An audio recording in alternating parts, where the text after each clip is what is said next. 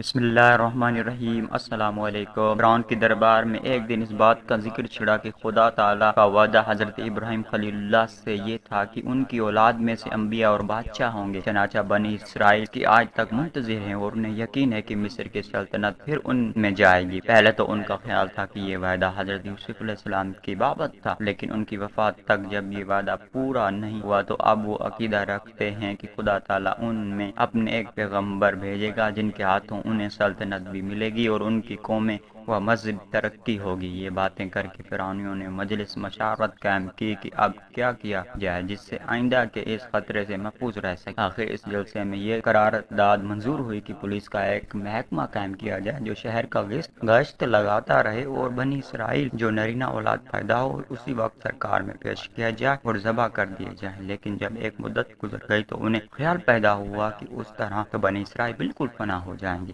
جو ذلیل خدمتیں ان سے لی جاتی ہیں، جو بیکاریں ان سے وصول ہو رہی ہیں، سب موقف ہو جائیں گی۔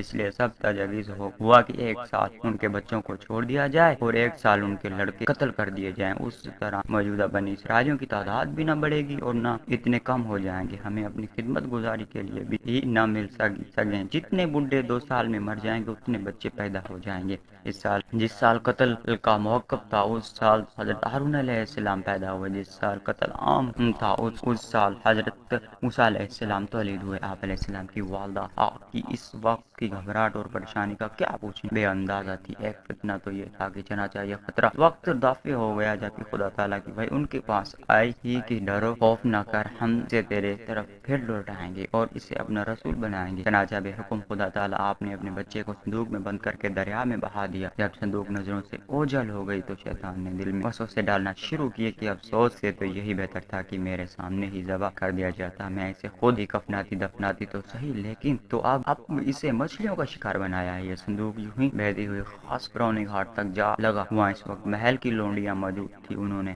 اس صندوق کو اٹھا لیا اور ارادہ کیا کہ کھول کر دیکھیں، لیکن پھر ڈر گئی کہ ایسا نہ ہو کہ کہیں چوری نہ پڑے۔ یوں ہی مقفل صندوق ملکہ فرعون کے پاس پہنچا دیا۔ وہ بادشاہ بیگم کے سامنے کھولا گیا تو اس سے چاند جیسی صورت کا ایک چھوٹا سا معصوم بچہ نکلا، جسے دیکھ کر ہی فرعون کی بیوی صاحبہ کا دل محبت کی جوش سے اچھلنے لگا۔ ادھر موسیٰ کی حالت غیر ہو گئی، سوائے اپنے اس پیارے بچے کا خیال کی دل میں اور کوئی تصور ہی نہ تھا۔ ادھر قصائیوں کو جو حکومت کی طرف سے بچوں کے قتل کے محکمے کے ملازم معلوم ہوا تو وہ اپنی چھریاں تیز کیے ہوئے بڑھے اور ملکہ سے تقاضا کیا کہ بچہ انہیں سونپتے تاکہ وہ اسے ذبح کر ڈالیں۔ آخر ملکہ نے جواب دیا کہ ٹھہرو، میں بادشاہ سے ملتی ہوں اور اس بچے کو طلب کرتی ہوں، اگر وہ مجھے دے دیں تو خیر ورنہ تمہیں اختیار ہے۔ چنانچہ آپ آئے اور بادشاہ سے کہا کہ یہ بچہ تو میری اور آپ کی آنکھوں کی ٹھنڈک ثابت ہوگا۔ اس خبیث نے کہا بس تم ہی اس سے اپنی آنکھیں ٹھنڈی رکھو، میری ٹھنڈک وہ کیوں ہونے لگا، مجھے اس کی کوئی ضرورت نہیں۔ رسول اللہ صلی اللہ علیہ وسلم بھی حلف بیان فرماتے ہیں کہ اگر وہ بھی کہہ دیتا کہ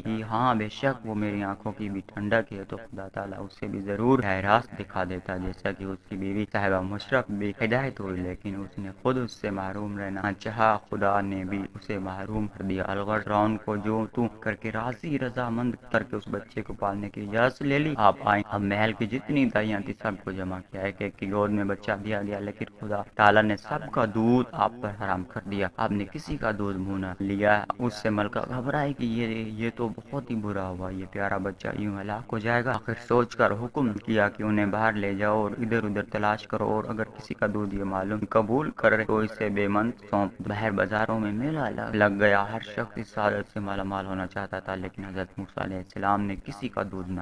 امید کرتا ہوں کہ آپ کو یہ ویڈیو بہت پسند آئی ہوگی، تو ویڈیو کو لائک کریں اور مزید ایسی معلوماتی اور اسلامک ویڈیو کے لیے میرے چینل اسلامک واقعات ساجد 939 کو سبسکرائب کریں۔ تو ملتے ہیں کسی اور نئی ویڈیو میں، تب تک کے لیے خدا حافظ، دعاؤں میں یاد رکھیے گا، شکریہ۔